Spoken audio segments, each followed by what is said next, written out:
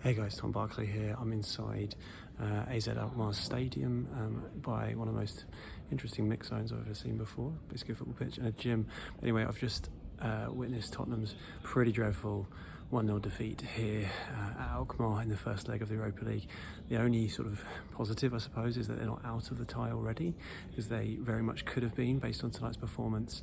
It was really, really poor. One of the most poorest rather, I would say, under Ange Postecoglou, and it's hard to even use injuries as an excuse because they obviously had a bit of time off since the last game.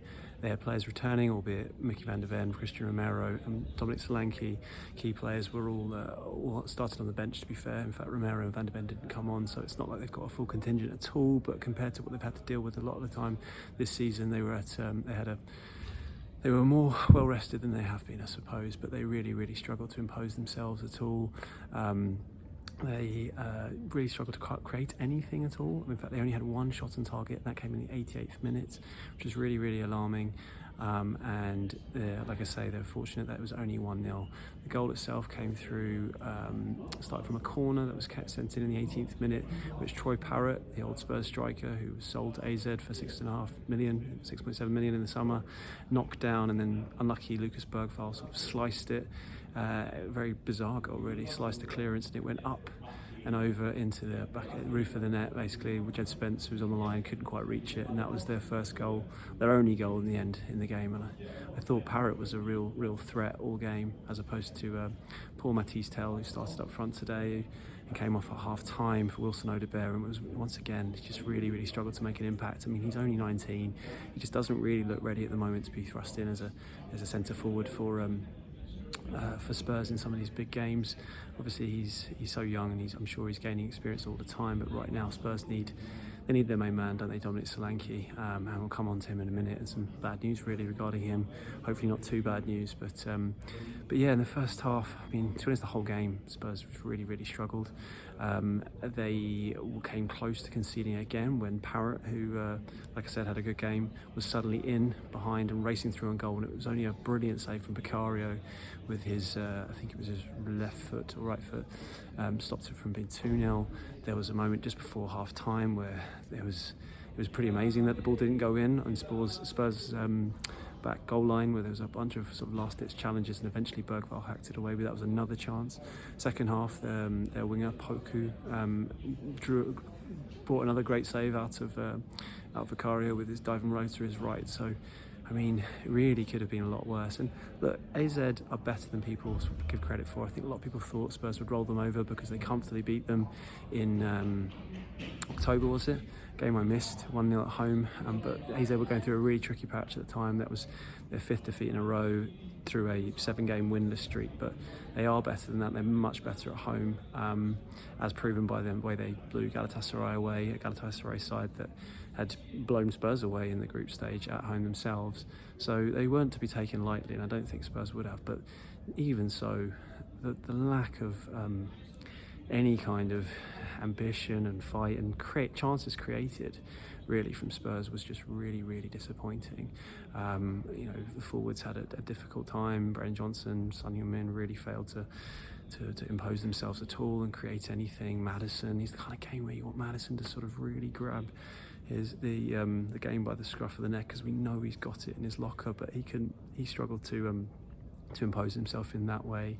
Even recently Spurs have been sort of relying on Jed Spence creating things from deep, or Porro when he plays, although he started on the bench here and driving forward, but even they struggled to make an impact. Porro late when he came on because it was a doggy, and Spence who started. And you watched the game tonight and you look at AZ and they were very well organised, and how difficult it was for Tottenham to break them down and get through their midfield, as opposed to the way that AZ sort of seemed to cut through Spurs' midfield at times, which is something that I've consistently said with Ange's side, that they do seem too easy really to play through in the midfield, and I guess that's on the manager, the way he sets them up.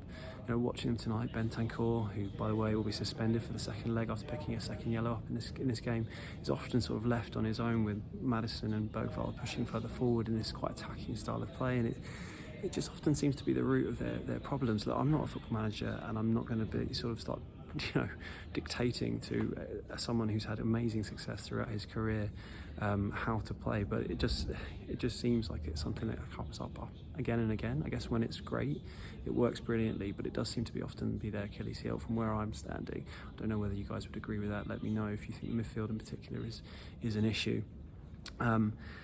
And in defence, I mean, they were okay today, not quite as good as recent games, I would say. There was a few sort of loose passes at times. Kevin Danzo had a few loose passes at the start of the game, and just no one really imposed himself. The only player who really can come through this match with a lot of credit has to be Vicario, from the way he saved the day, because if Spurs come away from this sort of 3-0 down, I just don't back them not to concede a goal in the second leg. Even though they have kept clean sheets this season, it just feels like they often do give up chances. And I mean, they still really should be in a position where they could turn it around second half of the in the second leg. 1-0 is definitely doable, but it's. But they could have put themselves in a much better position. And I suppose the fact that there was so much on this game, or on this tie, and look, maybe we can't really judge it until the tie is over, and if they've got through, who will care how they played in this first leg. But given the season is hinging on them doing well in the Europa League, because it's not just the fact that they can, they wanted to avoid another year, yes, another season without silverware, but because of the way it's been going in the Premier League, and yes, injuries have been the primary reason for that, but nonetheless, it has definitely put the sort of weight of expectation on this particular competition, knowing that how that was and what the seriousness and severity of this particular fixture and this particular tie, to put in such a limp performance was really, really disappointing.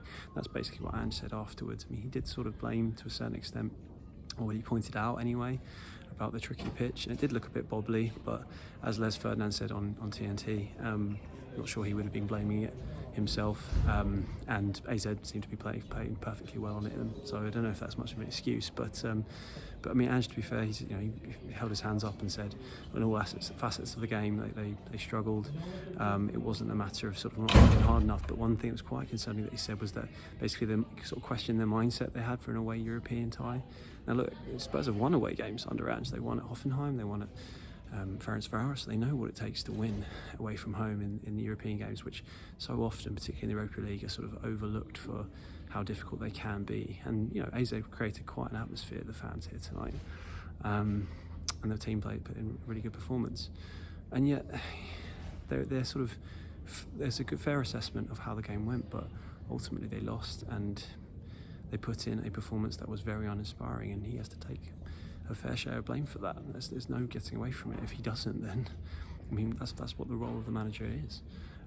So it just really cranks up the sort of pressure, I suppose, ahead of that second game next week. Got Bournemouth in between, which is, to be honest, feels like a bit of a nothing game now, given the way the Premier League season is gone.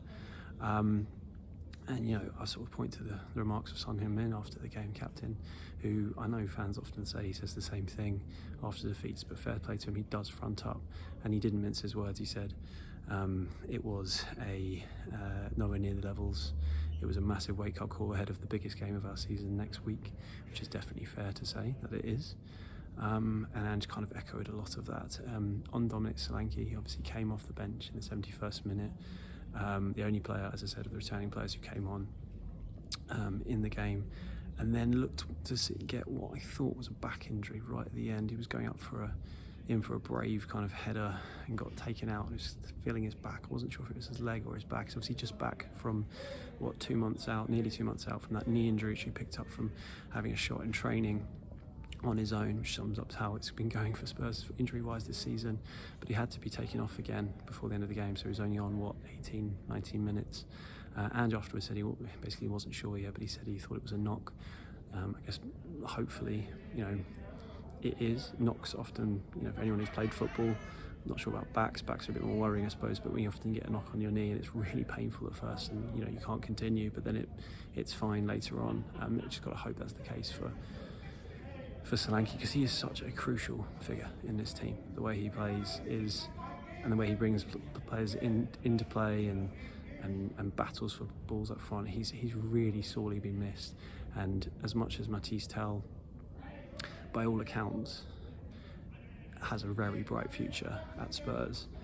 He just doesn't seem to be up to it at centre forward anyway at the moment. I mean, apart from that wonderful finish, to be fair, at Aston Villa, which shows you what he's got in his locker, you know, they're really missing their main man up front. I do feel for Tao at times, like watching him, like, because Spurs weren't really creating anything and getting no control of the game, which is probably one of the most disappointing aspects, because that's when Spurs are at their best under Postecoglou. It's the control they have over the game that's really impressive.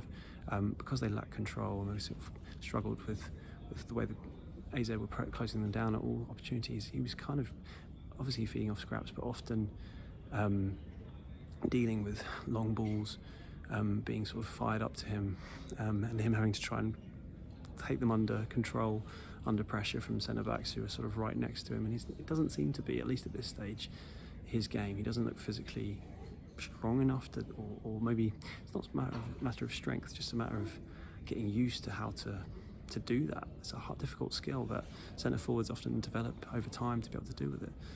And yeah, it's something that he struggled with. So fingers crossed on Solanke, but you know, overall, from a performance point of view, really poor.